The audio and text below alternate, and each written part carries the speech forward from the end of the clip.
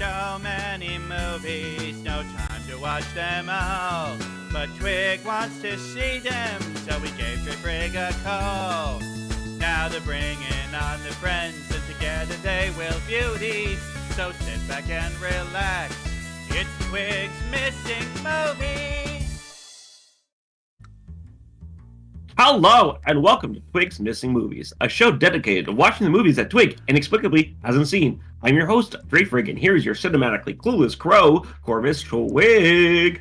Yar, matey! I be here, and I'm going to plunder your popcorn. And you best stay away. I mean, birds. I think birds like popcorn. I mean, birds do like popcorn. Yeah. We love popcorn. They love. Okay, first of all, birds will eat. Scavenger bird will eat just about anything it can put its little gory beak on. That's right? true. We corvids are true omnivores. We are opportunists. We will eat everything from chicken to beef to seeds to berries to Taco Bell to goose liver pate. Mmm. Wink. Give me some goose liver pate. Do it. Okay. I don't have any goose liver, and I don't know how to make a pate. I mean, I tried once. It's exceptionally hard to get a pate to be right. I know. I've seen them make it on like cooking shows and something. I'm like, no, I'm not gonna try that. Nope. I tried it one time, and it ended up being very greeny and closer to like meat jello than like anything smooth and spreadable. Which there are few terms that make somebody gag as much as the term meat jello. No, it's gross. It was gross. I ate it. I powered through it, but I'm never gonna attempt it again. Not without like a professionally trained chef showing me how to do it. You know, I just see all these old cookbooks from the 60s and 70s where they have like aspics with like meat inside of them. Oh, and God, yeah. it's like I'm like, okay, was that never as big of a thing as we think it is because that was just a thing in these cooking books that few people ever made, or was that a thing and it's just good that we got away from? I mean, I feel like I've met someone whose grandmother used to make the tuna jello salad, which I'll admit, I'd probably try it because it's no different than eating herring out of a can. Because canned herring will usually have like some gelatin from the fat and stuff that's coagulated in it, right? I like that, so I could make an argument that I might like tuna jello salad like that. But I don't know. I'd have to try it. But I also don't want to go out of my way to make it because why make that when I can make literally anything else? Look, all I say, if I'm going to have a jello, I want it to be a fruit-flavored jello, and if there's going to be anything floating in it, it needs to be pineapple chunks, mandarin oranges, and stuff like that. Pear slices. Pear slices, yeah. Fruit. Fruit. I think that's just a product of how we've been sold Jell-O, to be honest. I feel like there is room for Jell-O to be explored for like savory tastes and stuff like that, because like mint jelly with lambs, right? It's more of a savory flavor. I don't think it's particularly sweet, but it's still a jelly. It's still a Jell-O. I'm gonna make a ranch flavored Jell-O with little chunks of Doritos floating in it. Okay, you know what? you joke, but I would try that. No. You don't put it in it because then they get all soggy and wet and be gross, right? Yeah, that's the thing. If you could keep them crispy, but that's hard to do. What you do is you take some, you grind them up and sprinkle them on top. And then you cut out slices and then use Dorito chips, like scoop it up and eat it. Okay. See, we're working towards it, guys. Don't say that Twig's Missing Movies waste money or budget, all right?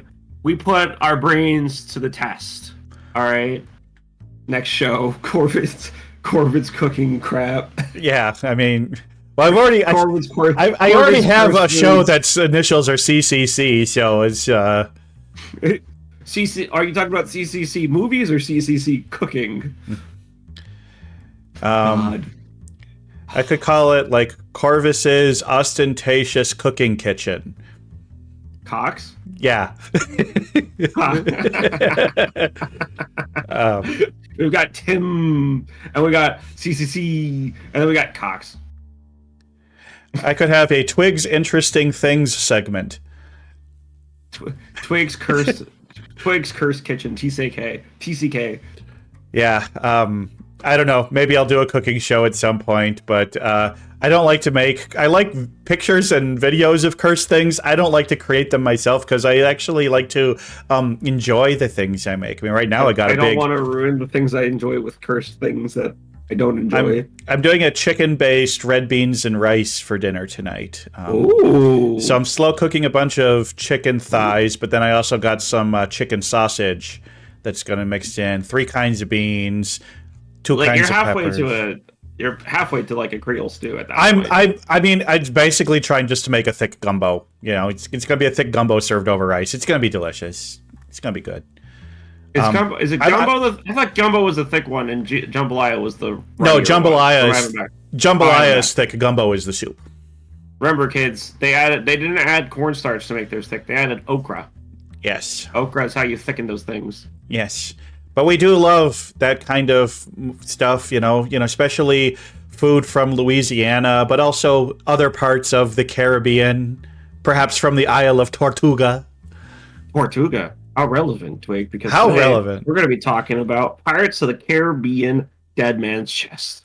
That's number 2. That's number 2. I think.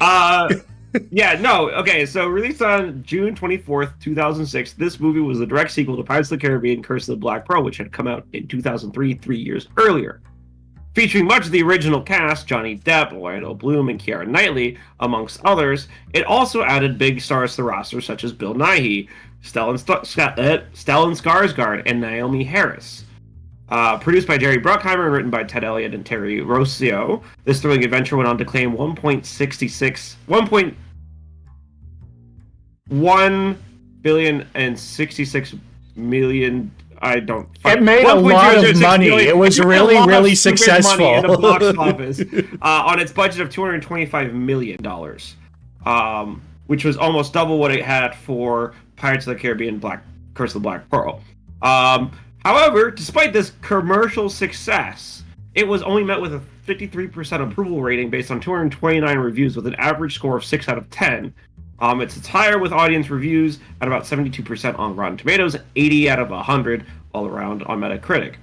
And then on its weirder rating scale, which only really occurred for a few years and on a few movies, audience score gave it an A-. Seems kind of mixed. It is very mixed. And a lot of the criticisms of it, I can't really talk about until we get into the actual discussion part of this movie after we watch it, because it will ruin the movie. But it is very interesting to read some of the critics, I guess, reviews of the movie. And does a lot for me in regards to justifying my hatred for critics. It won Academy Award for Best Visual Effects and similar awards in the BAFTA and Satellite Awards. It won Choice Movie Awards for Action, Actor, Movie Drama, Favorite Male Actor, and On-Screen Couple. Depp received MTV Movie Awards for Best Performance and Best Movie, and received Best Special Effects at the Saturn Awards. It also won Favorite Movie at the 2007 Kids' Choice Awards, and was nominated for other movies and other Academy Awards, yada yada, but didn't end up winning any of them. Well, if you can't win a Kids' Choice Awards, then I mean, just call it done. You're doing it wrong. Yeah. I also think it's funny that it's like, okay, so these are at the Kids' Choice Awards this year. We have the winner of the Kids' Choice Awards for Best Horror Movie is The Substance. Yeah, basically. I mean, 2007 Kids' Choice Awards, man, there were other movies from that time. So, Big Mama's House 2, Click. Okay, so my thing about Kids' Choice Award is that they will include adult films that they shouldn't be watching into them. Click is not a kid's movie. No. Click is a very heavily adult movie. Like, it disguises itself as a comedy, and it fucks you up in the end. It goes, fuck you, right in the balls. Yep. But I mean, come on, look at some of the horribly inappropriate songs that Kids Bop sings. I mean, the Kids Bop version of most songs like that is fucking hilarious. No, it's a movie that has a lot of mixed reviews. Won a lot of awards, and honestly, probably my favorite, probably my favorite Pirates of the Caribbean movie. Oh, really? Yeah. Okay. Because the visual effects, like, it won visual effects for a reason, and you're gonna watch this movie and be like, all right, no, that explains it, right? It pushed a lot of technological limits for the time. And I consider it kind of one of the last movies to try to mix between visual effects with physical effects in a meaningful manner before every movie went full digital. CGI. Full CGI. But man, it's good.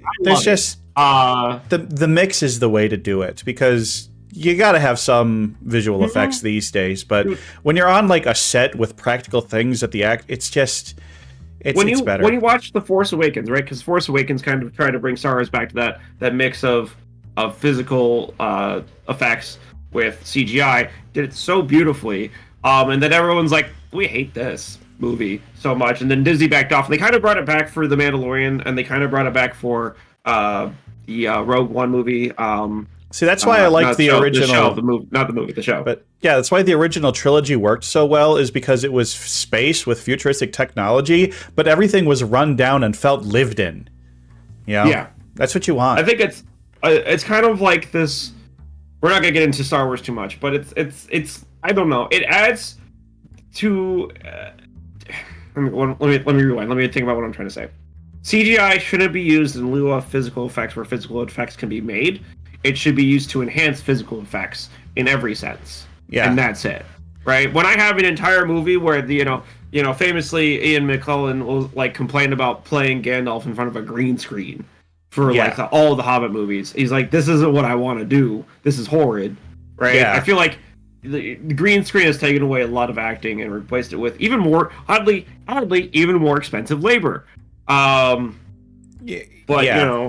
I mean, Ewan McGregor famously said that with the prequels, how much he hated shooting them. Mm-hmm. Because he loved the role. He loved the role. Hated the fucking. He was perfectly cast. But yeah. Mm-hmm. Anyway, Pirates. I mean, the Pirates franchise is pretty big. It's huge. It has 5 movies. 6th one on its way, I believe.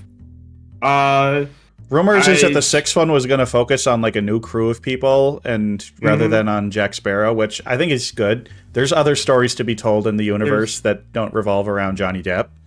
There's a certain point with like any TV show or any kind of movie, right, where you have a recurring character and you kind of be like, you gotta let him go, dude. You gotta like, if you want this thing to survive, you can't keep coming back to the same goddamn character, right? I get sorry, Hugh Jackman, but there's other interesting X-Men stories to tell other than Wolverine.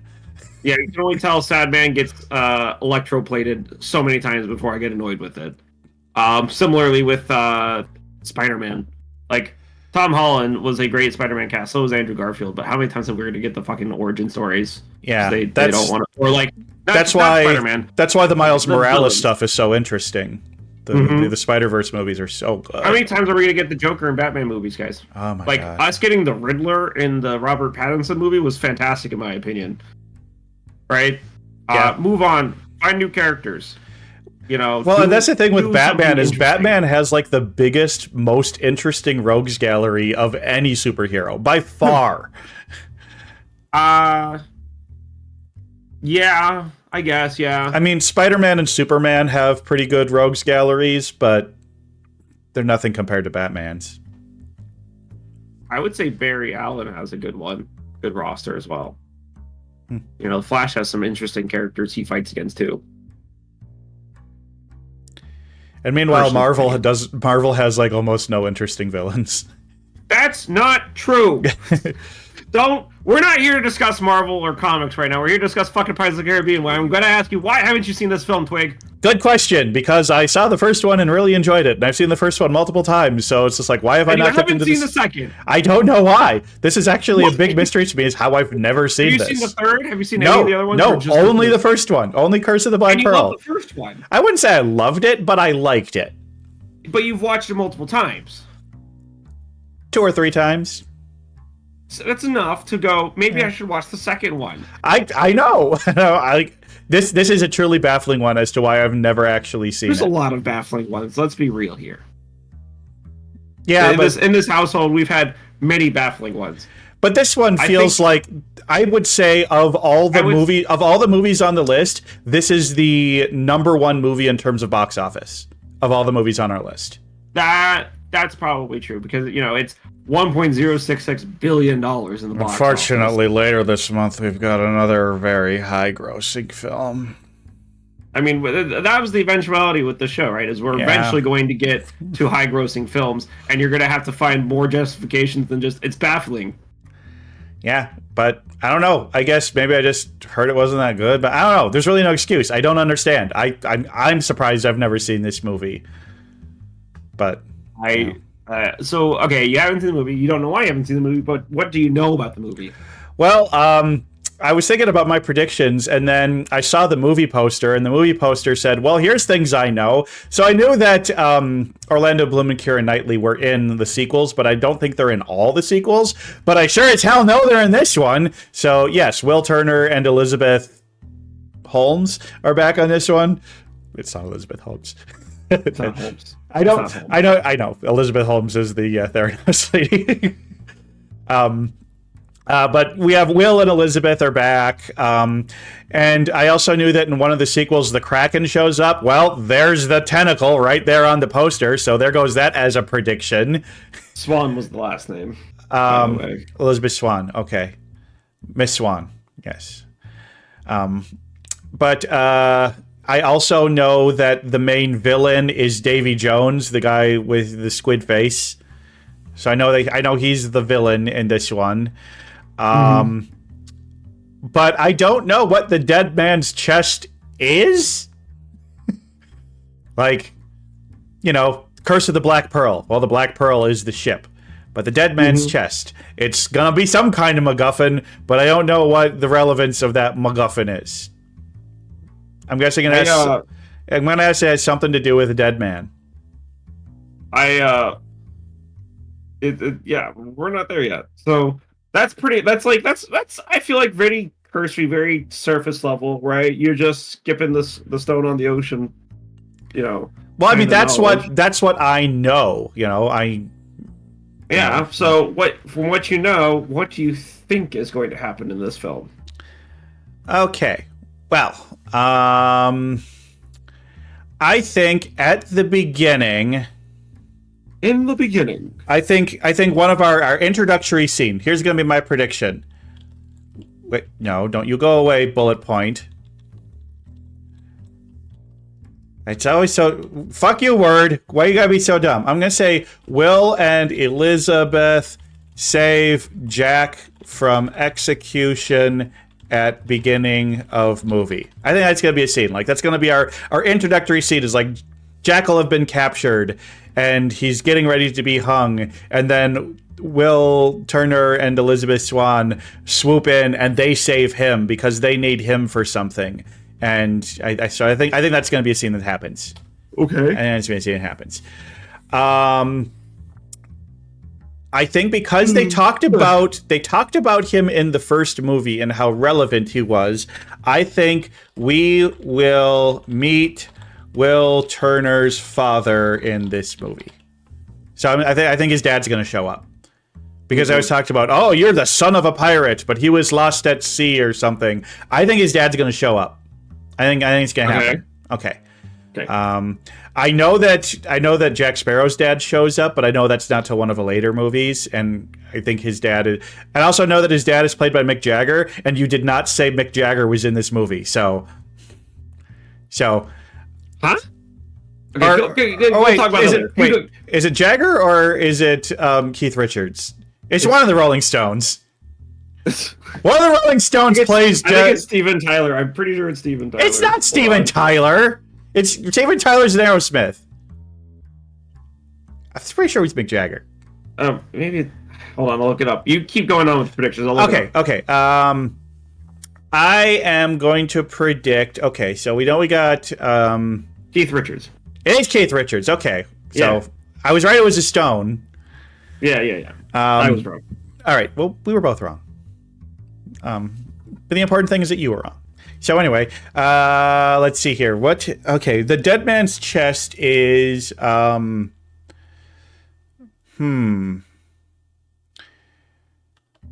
The dead man's chest is... What is the dead man's chest? I think it's a relic that uses men's souls to control the Kraken. So like you trap men's souls within it, and then using it you get to control the Kraken. Because that's why like I think there's the line, release the Kraken. And so there seems to be something that like lets people control the Kraken, and I think Dead Man Chest is like the MacGuffin that gives you control over the Kraken. I think. Okay. Okay, I'm going to say that I think that they are, at some point there's going to be an exposition scene where they are going to break a fundamental rule of Pirates of the Caribbean, and a dead man will tell a tale. I mean, specifically, dead men tell no tales, but I think a dead man's going to tell a tale. Okay. I think a dead man's going to tell a tale. And by that I mean I think there's going to be an exposition scene where a character who is like an undead character is going to tell the story of how he came to be. Okay. I'm sorry, I don't know if that's so much of a prediction, but No. I like the specificity of it, and I love that they're gonna break the fucking fourth wall to make this happen. they're gonna violate the core line of the ride. Let's see here. So I think, okay, I predict that the Kraken will sink the Black Pearl. I mean, the Black Pearl is going to get destroyed by the Kraken and sink. Okay. And I think at the end, Jack... okay, so here's the thing. So, like, the Kraken's going to come, and I'm going to guess that he's unleashing the Kraken not against Jack and, like, his crew, but specifically against Jack. So I predict in the finale, Jack will sacrifice himself to the Kraken in order to save his crew. And so how it's going to end at the end there. Like, he's going to make some sort of sacrifice. And of course, since it's a Pirates of the Caribbean world, he obviously won't stay dead, but he'll make some sort of, like, big, I'm going to leave the ship and go do this thing and make the Kraken come after me so that you all can live and escape and do that. I think he's going to do the heroic thing because, seems like the kind of thing that a roguish character like Captain Jack Sparrow would end up having to do. So there we go. That's 6 predictions. All right. I think this is a pretty good prediction list. Well, we'll see. All this leaves us to do then is watch the movie. And it's a long movie. It is a long movie, so buckle up, kids. Buckle up, kids, and when we be back, we will sail into talking about the movie. Too long of a movie to say that way. Yeah. All right. Well, we'll be right back. See you soon. And we be back. Sailing back into your living rooms. Or squishy. Yes, that's appropriate, Squid. Oh. Yeah. Okay, the head pats are kind of behind my hat today, so we're in theme, guys. We're in costume. We're in costume. Drag. We're in costume. We're pirate drag. Ow! We're pirates today. Yes. But yes, we must welcome our guest, Melunah. Hello, Mel. How are we doing? Hello. How are you? We're doing good. Yeah, why don't you... Who are ya for those of us in the audience who are not you. Wait, you only hear one of us? I only hear one of you. 1 second. Who don't you hear? I don't hear Corvus.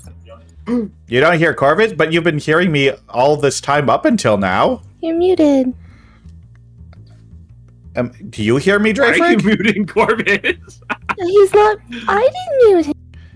Okay, well, I'm not muted on stream. Apparently, I'm muted in Discord. Wow. Okay, well, I'm not muted on stream. Apparently.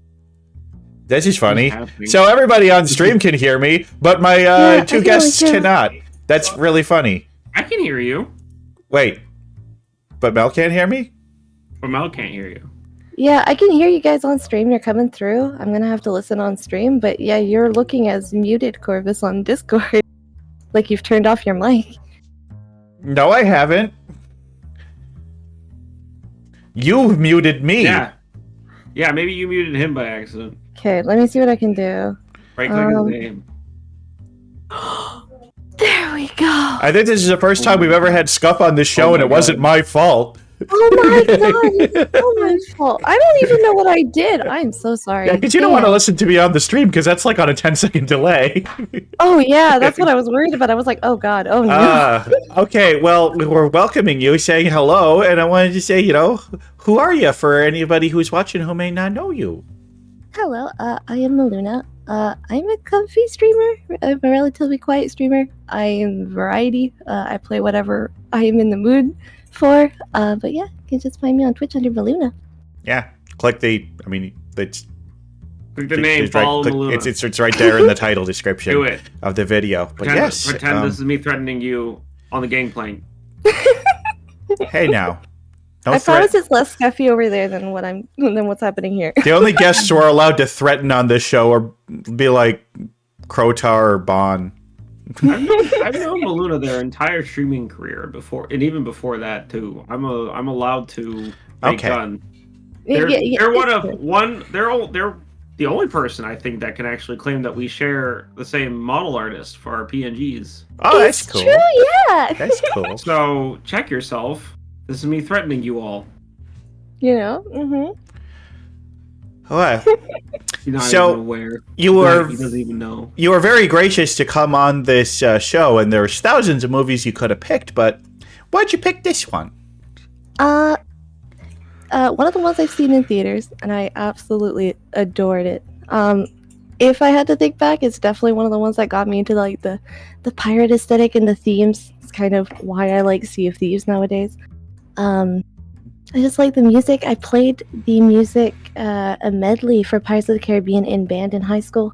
Just fell in love with the music.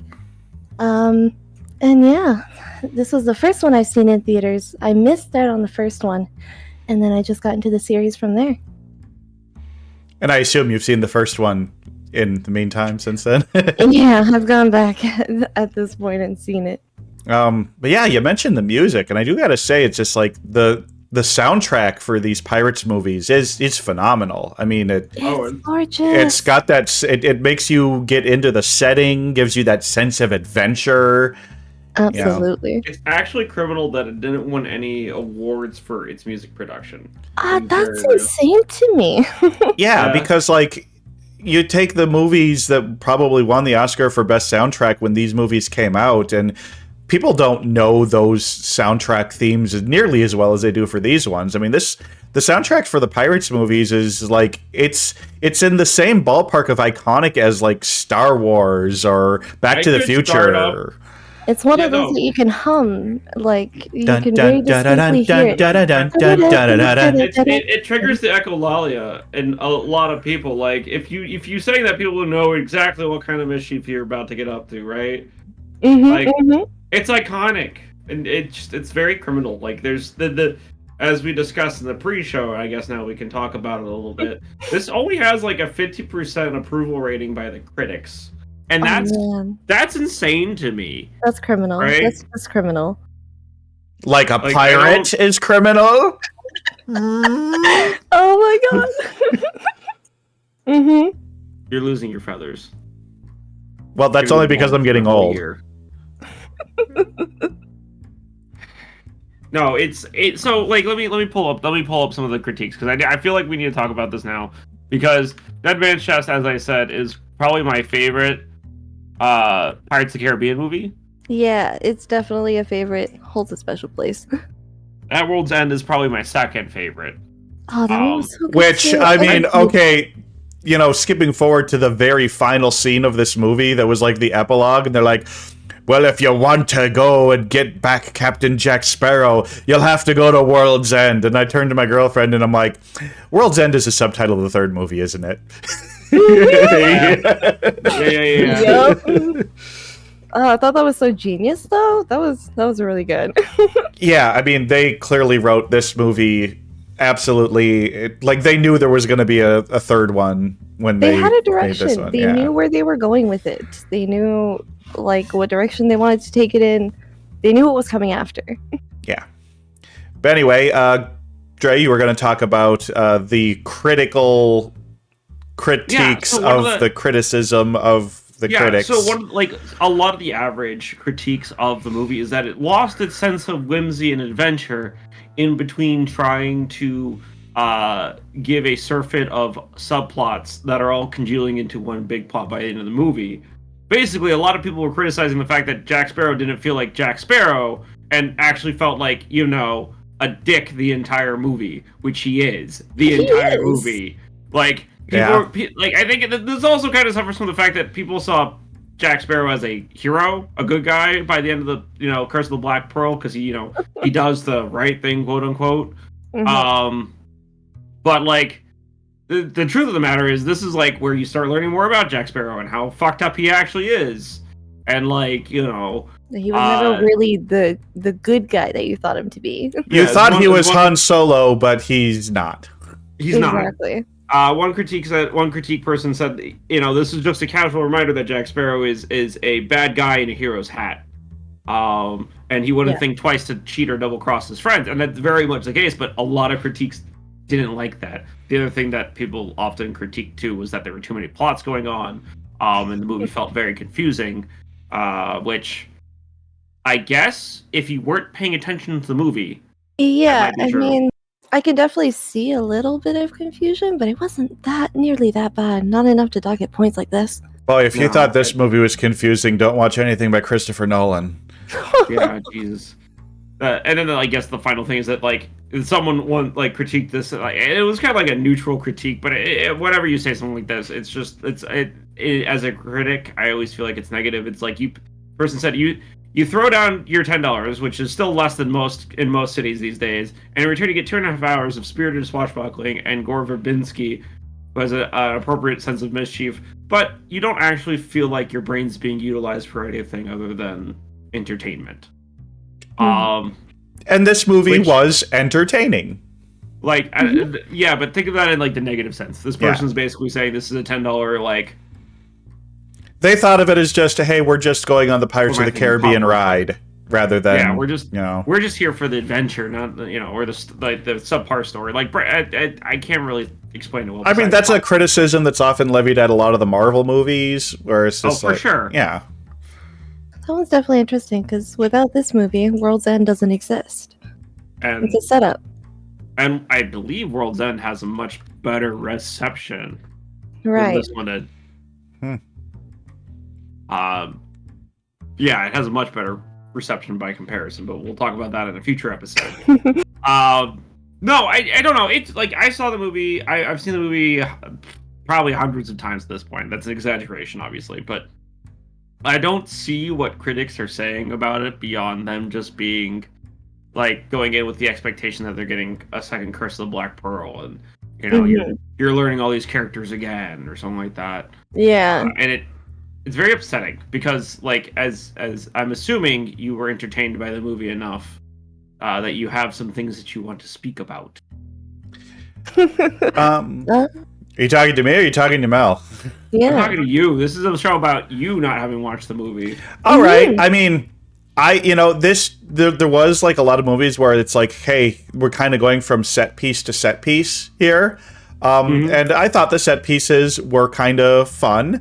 The whole, I did think that a whole thing on the island with the natives felt a little racist at some points. With the depictions of the natives, that was probably my biggest criticism of the movie. I'm ooh, this is leaning into some bad stereotypes that I feel like we should have gotten past by 2006.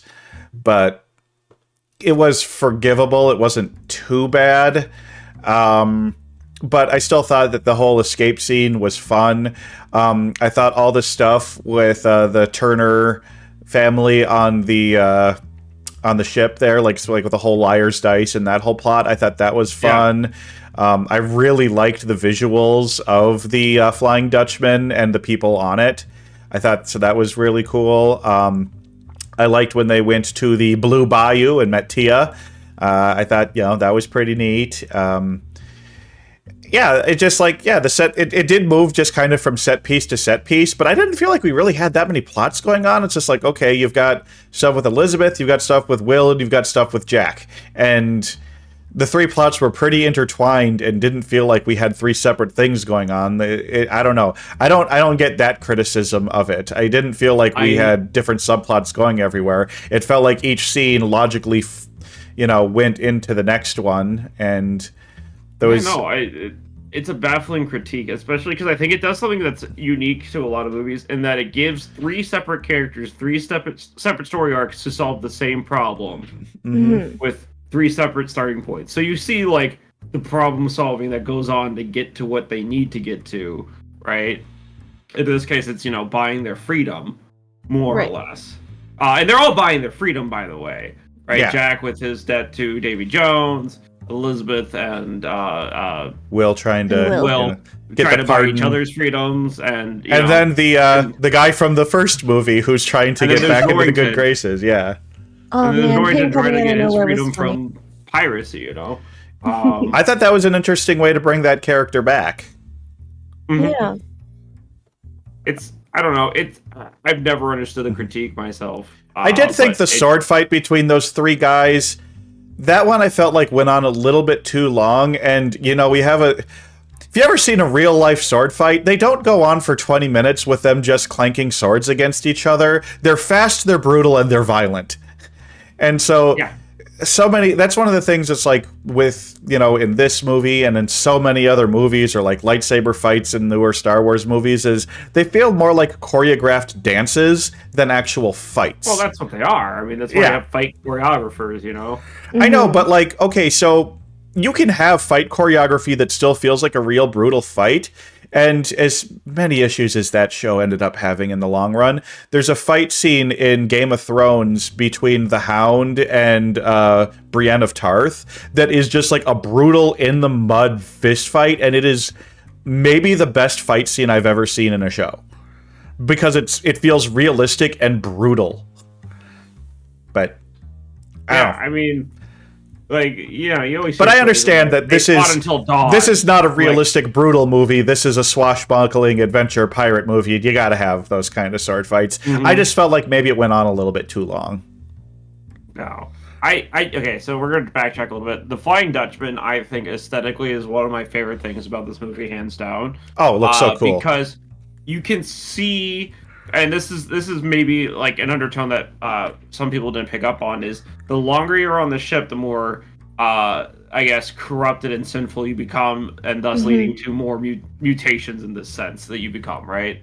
And that's kind of hinted at with Bootstrap Bill Turner's fucking character being not even like, he's barely touched by his the carbuncles and the muscles and stuff that are growing on him, but you compare it to like some of the more brutal characters who are just completely fishmen at this point, right? Yeah, or the one that was in the wall there that woke up for just a little bit. Yep, just long enough to impart some very valuable information. Yeah, just long enough. I have the Black Pearl Lego set, and that the hammerhead shark guy is included in the kit. Yeah, because you get Will, Jack, the Hammerhead guy, Davy Jones, and I don't know who that last guy is. He just looks like a Lego man to me. That's so cool. It should be Elizabeth, but it's not, and I don't know why it's not Elizabeth. Yeah, why isn't it Elizabeth? Oh, I know who it is. It's got the big sideburns. It's Jack's first mate guy, whose name I can't remember right now. Joshua Gibbs? Gibbs, Gibbs, yeah. I like Gibbs. Gibbs is a good character. He fulfills an important role in it. He's kind of got to be like the straight man on the crew, and keeping things going. He's kind of like a Brother John character, Yeah, where he's like the wise elder who's following the younger scamp all around because he got pulled into the nonsense long ago, and at this point it's too late to say no, Yep. And then he seemingly knows too much. You have to help him out a bit in Sea of Thieves. God, there's so many things from this movie that they put into Sea of Thieves during the Pirates of the Caribbean missions. So many things. It is cool in Sea of Thieves being able to explore around the Flying Dutchman, and you have to like do a puzzle on Davy Jones's big organ, which that organ room, such a cool set. I don't think I've done the Tall Tales. I think I did the first one. I haven't done any of them yet, and I'm so excited to do them. Okay. Collab, 3 of us. Maybe bring in Yeah, play through the Pirates of the Caribbean courses. Yes, please. And we can go into the we can go into a private server so we won't get bothered while we're playing them. Yeah. Because for the tall tales, who cares if you're in a private server or not? You know. Yeah. Exactly. It's going to take you out anyway. But no, I don't know. This is just such a good movie. What else you got? What else you got to say about the movie Twig? Well, I mean, I have to say I thought the acting was good. You know, obviously these are, you know, A-list or, you know, at the very worst B-list actors who are, you know, very skilled. So the acting was pretty good. Yeah, the writing, the plot made sense. You know, the cinematography I thought was pretty good.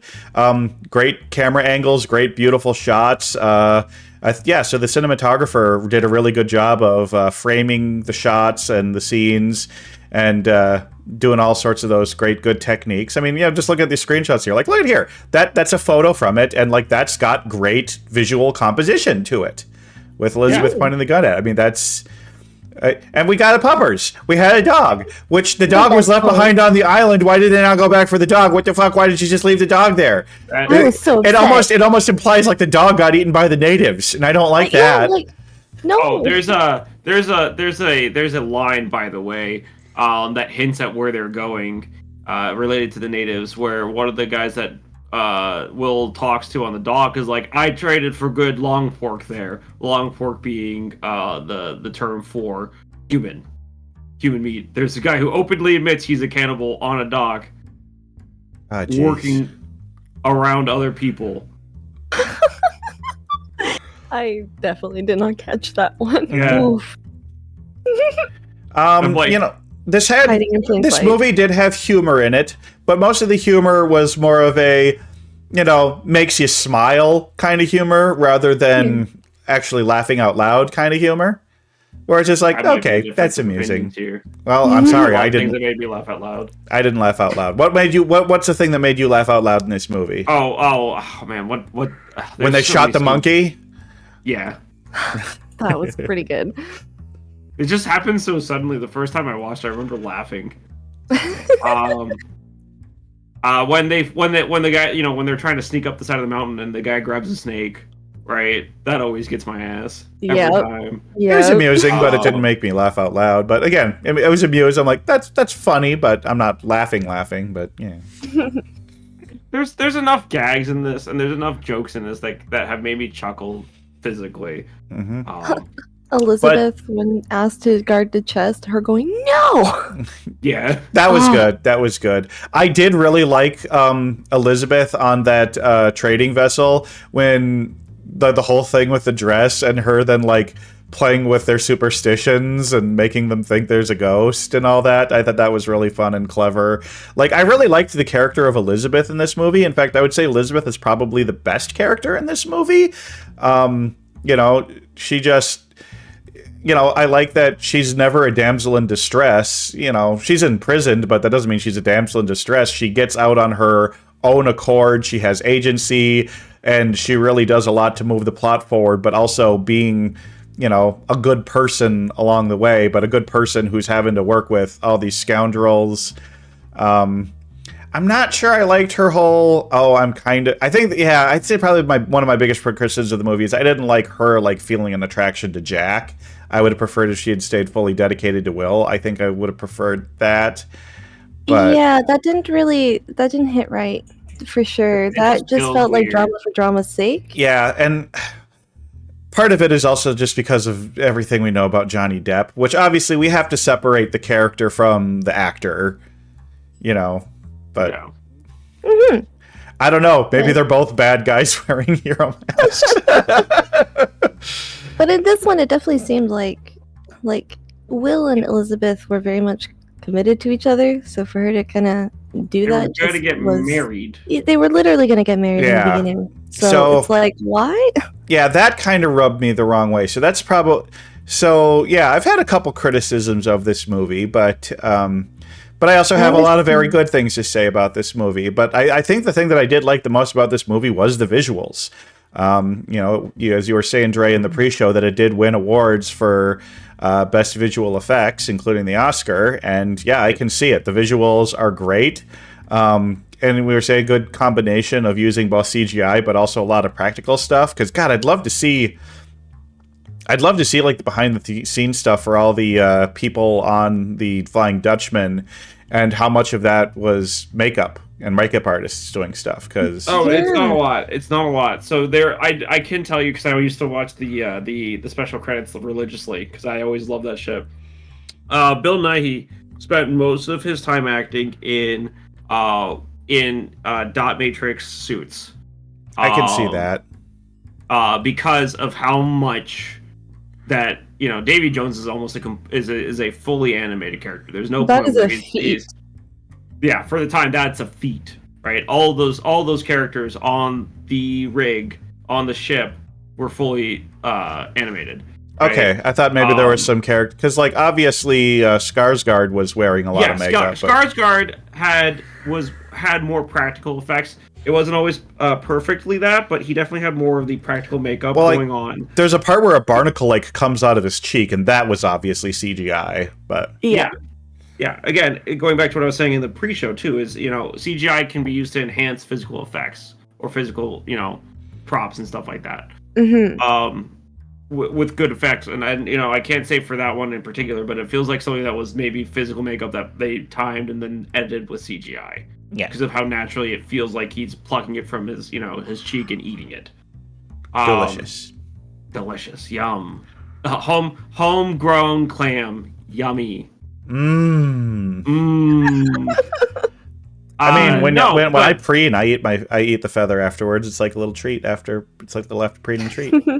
My favorite thing is when they have the stand-in though for Davy Jones, in all the scenes. It's always some guy in like half a black suit and half like what is it called? I'm trying to think of the name.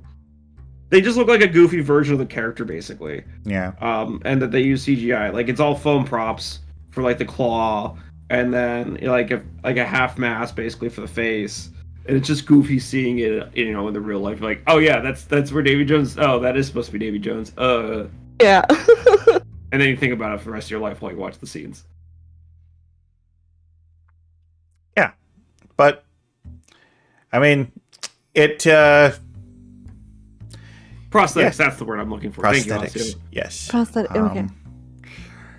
Yeah, at the end of it, it's just like, oh, okay, so there's definitely going to be a sequel there. But I'm kind of curious. It's like, okay, one of the questions there was one thing in the plot that I missed, and it's just like, why did the one guy who was the Lord want the heart?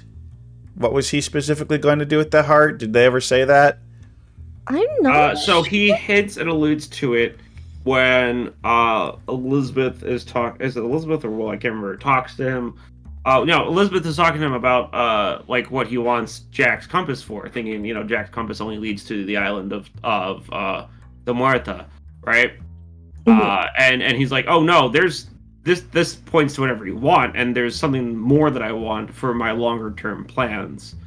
So he has plans for it, but we don't know what they are. If you pay attention to what he's doing and what they're doing in the background of the film, so I recommend a rewatch.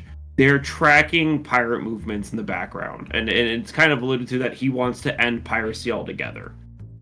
And I suppose the heart would let him do that. Mm-hmm.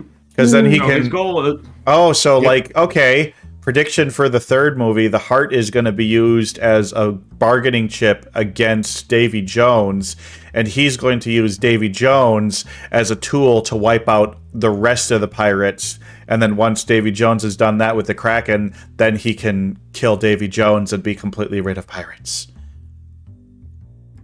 I'm not going to say anything. Okay. But yeah, no, you can. What I think is neat about this movie is that you can figure out what's going to happen in the next movie if you pay attention to what's going on. Like in the background and stuff like that. And that, again, why I think the movie doesn't deserve the critiques that it does is because there's a lot of moving pieces that are going on, and if you miss some stuff, you're going to miss some stuff, but it doesn't hurt the plot of the overall movie you're watching. But if you watch the stuff, you can basically like go, oh, all this was set up in Dead Man's Chest when you watch the third movie, and you can see where this is happening here. So it's pretty great. And I really want to watch the third one. Well, I guess if Mel wants to come back, we'll have to do the third movie. Sure. I mean, why not? Why not? I'd go through the series again. Yeah. Maybe It's we'll been do. a while Maybe since at some I've point seen we'll do those, 4 though. and 5 as well. Yeah. I wonder if we'll ever do a Twigs Missing Movies where it's a movie that's out in theaters and we all just go to the theater and see it. Oh, God. We could try it for TwigCon. Ooh. Maybe. It's an idea. As a thought. As a thought. Mm-hmm. As a thought. But speaking of thoughts and thoughts that I had, well, I already made a prediction for the third movie, but maybe we should go over my predictions for this movie. Yeah. Because you had some pretty good. I got some of these dead on, and I mean, it's kind of a mix, but the ones that I got dead on really well. Yeah. I was pretty shocked. So this one I do have to give myself a red on because there is a scene where they saved Jack, but this is specifically like this is the openings. I predicted this would be the opening scene of the movie, and that did not happen. No, yeah, they kind of that's just the last alluded one. to it, and then they didn't really show anything because they were all like, "Well, you guys helped him and stuff," but they didn't show anything. But we'll meet Will Turner's. I don't think. I mean, that was something I didn't know, but I don't feel like that's not a guess I pulled completely out of nowhere.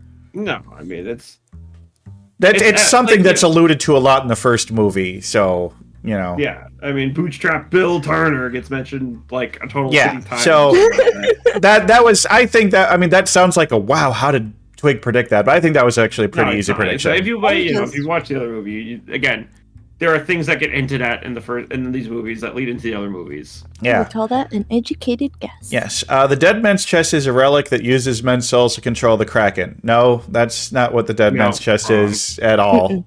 The Dead Man's Chest was very different than what I thought it would be. Yes. How surprised were you? What's your expectations? A dead man will tell a tale. I guess that all depends on if you consider him to be dead. I mean, was Bill Turner dead? I wasn't even going to go with Bill Turner. I mean, the guy who's melded into the ship, I think would make a stronger candidate. Oh, yeah. But I think it's like a yellow because they're kind of half dead, right? Yeah. Either the crew is alluded to being people who survived ship crashes or being murdered and are getting rescued by Davy Jones at Another Chance at Life, all who end up, back into some form of piracy or corruption via Davy Jones. Right? Kind of a weird purgatory. They're stuck in servitude. It's basically purgatory, and that's what Davy Jones has always been, is the purgatory in between. Yep. I just wish at some point on the Flying Dutchman, Davy Jones had just gone up to a tall metal storage cabinet. Yeah. Davy Jones' locker. Oh my god. Oh my god. All they should have done is just had one quick thing of him closing it and putting a master lock on it and then walking away and never talking about. Ow! Yeah, you deserve that. More peanuts. Ow! Hey, come on. That was funny. Ow! I think the audience is also physically groaning at you. Those are all coming from... They were mostly all coming from bench high. Ow! Speaking. Ow! Okay. The Kraken absolutely sunk the Black Pearl. Absolutely. Yeah, that was pretty much the climax of the movie right there. Yep. That was pretty cool. Sad. I know, it was kind of sad, but you know what? Just as we know Captain Jack's gonna be back, Yep. I think the Black Pearl's gonna come back too. But that's gonna have to be a prediction for the other future movies. I don't know. God. Write these down. No, I'll remember. I might not remember. But I'll remember. And then Jack will sacrifice himself to the Kraken in order to save the crew. Yes and no. Yeah. He was sacrificed to the Kraken. Elizabeth kind of locked him into that position. Yeah. So I feel like I kind of get a yellow on this one. I didn't get it exactly right, but I'm kind of right on it. Yeah, that's a pretty solid yellow. Dre, you doing okay? Dre? Right? Oh? Did we lose Dre? I kind of heard it made a noise. Oh? He still seems to be here. Did he have to run? Oh. Okay, I don't want to rush this. We have to wrap it up. I have to go make sure that my neighbor's not burning something again because he fell asleep on the couch. Oh. They were smoking the hallways. Uh-oh. So Okay, Twig, I have to ask. As all right, we're giving myself a yellow on this one. you're gonna get a red on that one because he didn't sacrifice himself. He was sacrificed to the Kraken. I agree with the yellow. Your specific words are Jack will sacrifice himself. Well, then it's up to the guest. Mel, what do you think? I think it's a solid yellow, personally. Okay. Like, Elizabeth locked him into that position. He made a split-second decision. He could have jumped the other way, proving that it wasn't a sacrifice, but he went right into the Kraken's mouth. He made that decision. Whether it was for his crew or not, that's a whole separate story. Yeah, I think this is partial credit on this one. So I got 3 out of 6. Not bad. Not bad. Not bad. All right. But so Twig, having watched the movie and gotten your C grading, did you like the movie? Are you glad to have watched it? Yeah. And where would you rate it? Well, let's see here. It was fun. I think it had its issues, though. I did feel like it was a little long. I think if this was closer to like 100 minutes, that might have been a little bit better. Could have used a little bit of editing. I think some of these scenes, especially the action scenes, I felt went on a little bit too long. As I said, the soundtrack is phenomenal. The visuals were great. The acting was good. A lot of creativity. I do actually agree with some of those critic things there. But in the end, I would say, yes, this one gets a pass. I am glad that I watched it, and I think it was a good pick to do. But the question is, where does it go? I don't know if I would put it in the pretty good would watch again category. I think it's got to go in the worth watching once. I definitely, you know what? I enjoyed it more than Madagascar and Casino. That's for sure. But I don't think I enjoyed it as much as any of the movies, the top ones. So we're going to put it at the very top of the worth watching once tier. That's where I say it go. Okay. Yeah, that's probably fair. Yeah, I know y'all probably liked it better than I did, but also you probably all saw it for the first time when you were younger than I am, so definitely. I can get where you're coming from with worth watching once. But being a setup for the next movie, it absolutely needs to be watched. Yeah. But I can't fault you for your opinions. Hey, Do you? Oh shoot! That's I was looking for a raid target and accidentally caused a cascading effect. Oh, it's us, guys. Yeah, I always forget. I need to drop the tier list before I do that. It's been a bit of a scuffy stream, but you know what? I think we had a great conversation, and I liked talking about this movie. It's also, I literally just finished watching the movie 2 hours before right now, so an hour before the show, so it's pretty fresh in my mind. So maybe, I don't know, maybe I need to let it marinate a little bit longer. Sometimes you need to do that with movies. But I think you need to. But, no, thank you for joining us today. Is there anything you would like to plug? No, just find me on Twitch with the same name and on Blue Sky. Otherwise, thank you for having me. It's been an honor. All of you have a wonderful evening, and we will see you next week. Usu's going to be on. I think we're talking about 13 Ghosts, which I haven't seen. I haven't seen 1 through 12 Ghosts either, but we'll go with it. It is what it is. It is what it is. All right. Well, everybody, have yourself a wonderful St. Patrick's Day, which is tomorrow. Yeah. Yeah. We should have watched an Irish movie. Oh well. Aw. Off we go. Well. Next year, right? Yeah. All right, guys. Ciao. Have a good night. Bye. Arrivederci. Arrivederci. Yar, maybe. Oh, thanks for the first time chat, Gem Hitter.